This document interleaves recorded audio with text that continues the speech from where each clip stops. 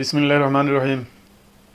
দর্শক, গত বেশ কিছুদিন থেকে বাংলাদেশের দুইটা সম্ভাবনাময়ী ছাত্র সংগঠন, বাংলাদেশ ইসলামী ছাত্র শিবির এবং ছাত্রদলের মধ্যে সংগঠিত বিভিন্ন ঘটনা নিয়ে দেশব্যাপী আলোড়ন সৃষ্টি হয়েছে।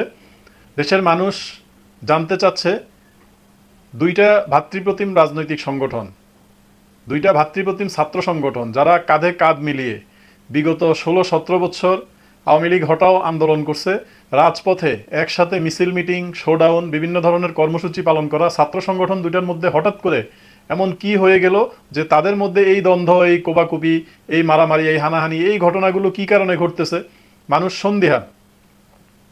প্রসঙ্গত বলতে হয়, কুয়েট খুলনা প্রকৌশল ও প্রযুক্তি বিশ্ববিদ্যালয়ে গত কয়েকদিন আগে একটা ভয়াবহ ধরনের মারামারির ঘটনা ঘটে বৈষম্য বিরোধী ছাত্র আন্দোলন এবং ছাত্রদলের নেতাকর্মীদের মধ্যে।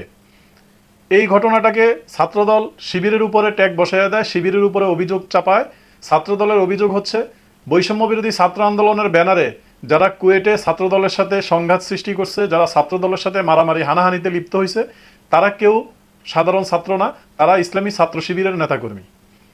এই অভিযোগের পরপরই বেশ কয়েকটা ঘটনা ঘটে গেছে। ঢাকা বিশ্ববিদ্যালয় বৈষম্য বিরোধী ছাত্র আন্দোলন ছাত্রদলের বিরুদ্ধে শোডাউন করছে, মিছিল করছে, ছোটোখাটো পথসভা করছে। তাদেরকে আবার কাউন্টার দিয়ে ছাত্রদলও সেম ধরনের প্রোগ্রাম করছে ঢাকা বিশ্ববিদ্যালয়ে, এবং দুইটা পক্ষকেই খুব সক্রিয়ভাবে রাজপথে মিছিল মিটিং করে যাচ্ছে বলে দেখা গেল। বিষয় হচ্ছে, এই ঘটনাগুলোর উৎপত্তি কোথা থেকে, আসলে কি কারণে ছাত্রদল এবং ছাত্র শিবিরের মধ্যে দ্বন্দ্ব, এই বিষয়টা নিয়ে অনেকেরই প্রশ্ন আছে যে এই দুইটা সংগঠন, এমনকি বৈষম্য বিরোধী ছাত্র আন্দোলন, ইসলামী ছাত্র শিবির, ছাত্রদল, এরা কিন্তু সবাই একটা জোটে ছিল। এরা সবাই জোটবদ্ধভাবে বিগত সরকার হটানোর জন্য রাজপথে আন্দোলন করছে দীর্ঘদিন থেকে, এবং তাদের মধ্যে একটা ভালো বোঝাপড়া থাকার কথা। সেখানে হঠাৎ করে এমন কি ঘটে গেল, এমন কি কারণে ক্ষমতার এই দ্বন্দ্ব সৃষ্টি হইলো, কি কারণে মারামারি হানাহানিটা হইলো, এটা আসলে রহস্যে ঘেরা। অনেকেই বুঝতে পারতেছে না যে বিএনপি তো এখনো ক্ষমতায় আসে নাই, যেহেতু একটা ইন্টারিম গভর্নমেন্টের অধীনে বর্তমানে বাংলাদেশ শাসিত হচ্ছে, সেখানে কি কারণে ক্ষমতার দ্বন্দ্ব এই দুইটা ছাত্র সংগঠনের মধ্যে সৃষ্টি হইলো। তারা তো কেউই ক্ষমতায় নাই, তাহলে কি কারণে তাদের মধ্যে ক্ষমতার এই দ্বন্দ্ব সৃষ্টি হলো, এটা একটা বড় প্রশ্নের জায়গা তৈরি করে দেয়। আর বিষয়টা হচ্ছে, ইসলামী ছাত্র শিবির দীর্ঘদিন ধরে, ছাত্রদলের অভিযোগ যে বাংলাদেশ ইসলামী ছাত্র শিবির তারা গুপ্ত রাজনীতির সাথে জড়িত। গুপ্ত রাজনীতি কিরকম? ইসলামী ছাত্র শিবিরের ঢাকা বিশ্ববিদ্যালয়ের দুজন সভাপতি এবং সাধারণ সম্পাদক দুজনের বিরুদ্ধেই অভিযোগ ছিল, তারা দুজনেই ছাত্রলীগের হল কমিটির পদধারী নেতা ছিল। এবং ছাত্রদলের অভিযোগ হচ্ছে, বিগত দিনগুলোতে ছাত্রদলের উপর হেলমেট পরে যারা হামলা করছিল তারা কেউ ছাত্রলীগের নেতাকর্মী ছিল না, তারা ছিল শিবিরের নেতাকর্মী। শিবিরই হচ্ছে দীর্ঘদিন ধরে এই গুপ্ত রাজনীতির মাধ্যমে ছাত্রদলের সাথে দ্বন্দ্ব সংঘাতে জড়াইয়া গেছিল। দীর্ঘদিন থেকে তারা শিবিরের ব্যানার বয়কট করে, শিবিরের ব্যানারের আড়ালে গিয়ে, শিবির ট্যাগ মুছে দিয়ে, শিবিরের পরিচয় না দিয়ে তারা ছাত্রলীগের লুঙ্গির নিচে ঢুকে, ছাত্রদলের বক্তব্য অনুযায়ী ছাত্রলীগের লুঙ্গির নিচে ঢুকে তারা গুপ্ত রাজনীতির মাধ্যমে ছাত্রদলের উপরে অনেকবার হামলা করছে, হেলমেট পরে ছাত্রদলকে পিটাইছে। এটা ছাত্রদলের অভিযোগ। খুলনা প্রকৌশল প্রযুক্তি বিশ্ববিদ্যালয়ের মারামারির ঘটনা শেষ হতে না হতেই সিলেটের এমসি কলেজে অভিযোগ উঠল যে শিবিরের নেতাকর্মীরা একজন সাধারণ ছাত্রকে মারধর করছে। তারপরে আবার জানা গেল সে সাধারণ ছাত্র না, সে ছাত্রদলের রাজনীতির সাথে জড়িত।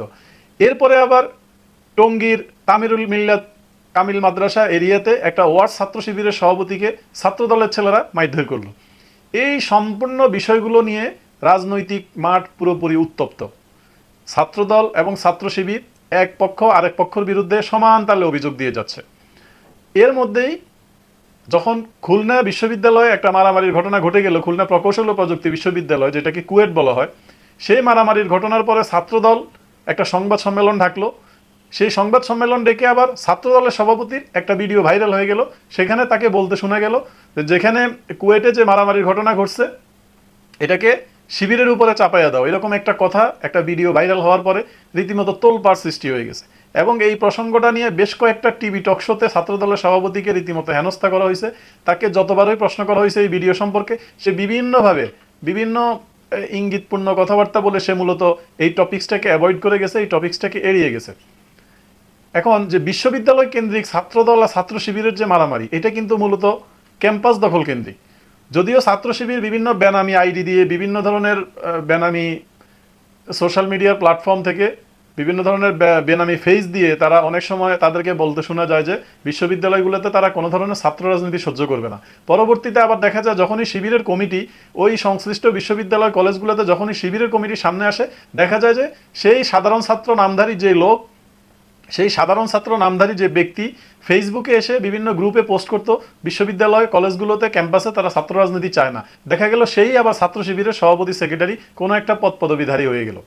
এই যে টোটাল বিষয়গুলো, এইগুলো নিয়ে রীতিমতো গত কয়েকদিন থেকে সারা বাংলাদেশে তোলপাড় চলতেছে।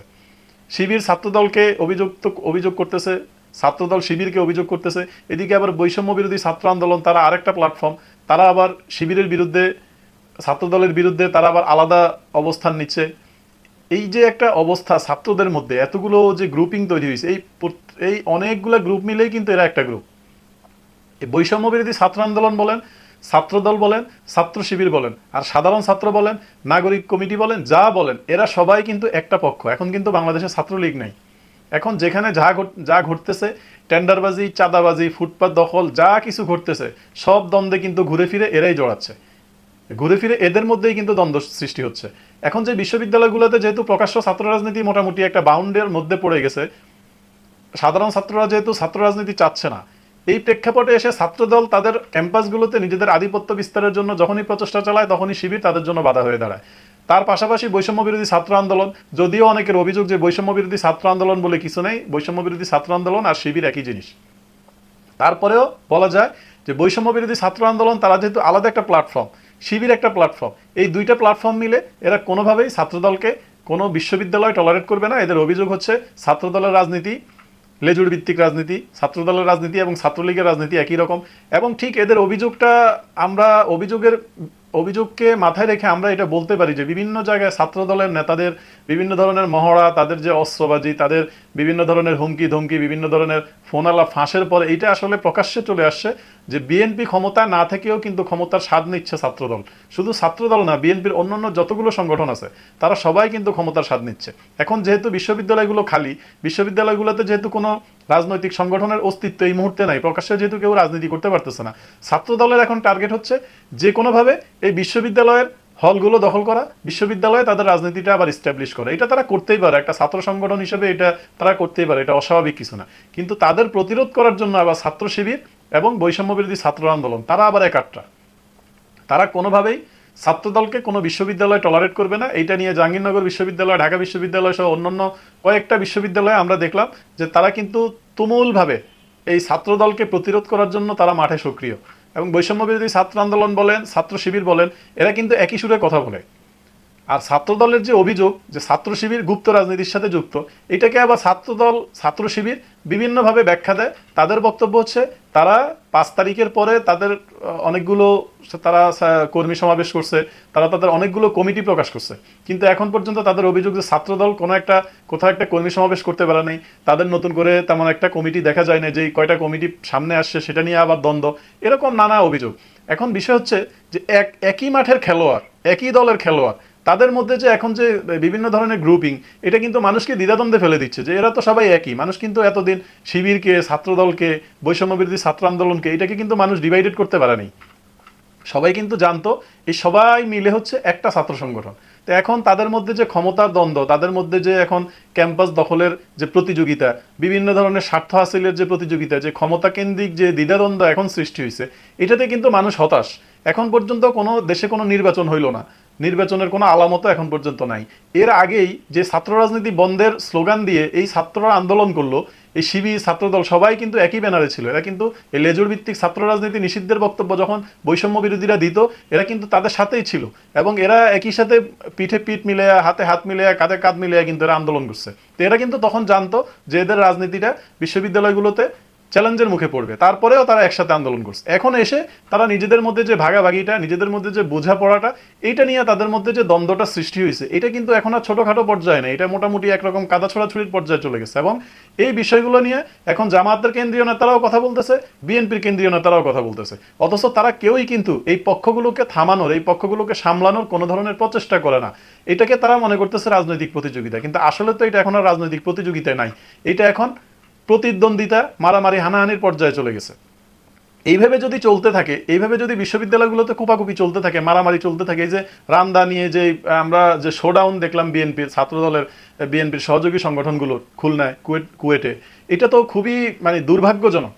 আপনারা এই শেখ হাসিনাকে এত অভিযোগ দিলেন, ছাত্রলীগের বিরুদ্ধে আপনাদের এত অভিযোগ, এরপরে আপনারা 5 তারিখের পরে যে পরিবর্তনগুলো হওয়ার কথা সেই পরিবর্তনগুলো না করে আপনারা এখন আবার সেই রান্দা, সেই আপনারা লাঠিসোঁটা, সেই অস্ত্রবাজি, সেই টেন্ডারবাজি, সেই গুন্ডামি ভণ্ডামি, এগুলো আবার আপনারা শুরু করে দিলেন।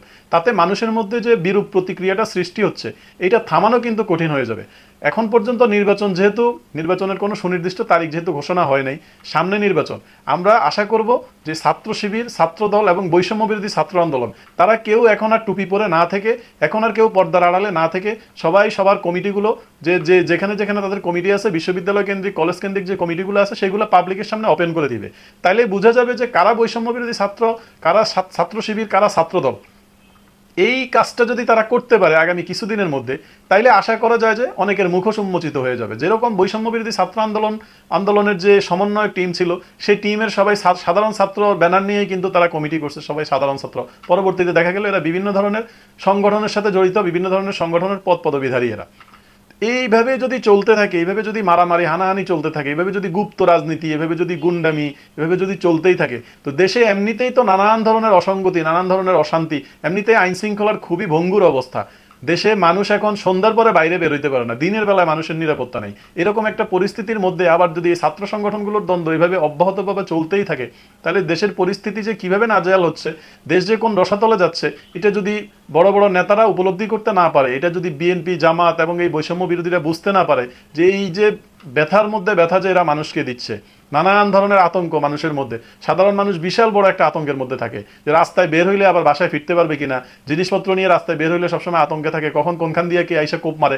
মানে এই যে একটা পরিস্থিতি দেশের মধ্যে চলমান, এর মধ্যে আবার ছাত্রদের যে কামড়াকামড়ি শুরু হয়েছে, ওভারঅল সবকিছু মিলে ডক্টর ইউনূস এখন যে চ্যালেঞ্জের মধ্যে আছে, এই চ্যালেঞ্জ উতরাইতে উতরাইতে দেখা যাবে কি সেই বিগত দিনগুলোর মতোই কিন্তু পরিস্থিতি সৃষ্টি হবে, কোনো পরিবর্তন কিন্তু দেখা যাবে না। এবং পরিবর্তন এখন পর্যন্ত হয় নাই, ভবিষ্যতে এদের এই এই দ্বিধাদ্বন্দ্বের কারণে, এদের এই দ্বন্দ্ব, মারামারি, সংঘাতের কারণে কিন্তু সেটা আর হবে না। সুতরাং আমাদের দাবি থাকবে, বিএনপি, জামাত সবার কাছে, বৈষম্য বিরোধী ছাত্র আন্দোলনের ব্যানারে যারা রাজনীতি করে সবার কাছে আমাদের দাবি থাকবে, কোনো ধরনের গুপ্ত কমিটি যেন না থাকে, সকল কমিটি প্রকাশ হয়ে যাক, ছাত্রদলের কমিটিও প্রকাশ্যে চলে আসুক, ছাত্র শিবিরের কমিটিও প্রকাশ্যে চলে আসুক, এবং বৈষম্য বিরোধী তারা যেহেতু আলাদা একটা প্ল্যাটফর্ম, তাদের কমিটিটাও প্রকাশ পাক। এটা হইলে সুবিধা হবে। আর এই দ্বিধাদ্বন্দ্ব, এই অভিযোগগুলো থাকবে না, কে সাধারণ ছাত্র, কে ছাত্র শিবির, কে ছাত্রদল, এই ধরনের বিভাজনটা আর থাকবে না। অতএব আপনাদের কাছে অনুরোধ থাকলো, আপনারা এই মারামারি হানাহানি এগুলো বন্ধ করার ব্যবস্থা করেন, আপনারা এই ছাত্র সংগঠনগুলোর রশি টেনে ধরেন, এদেরকে থামান। এরা এমনিতেই দেশে আতঙ্কের শেষ নাই।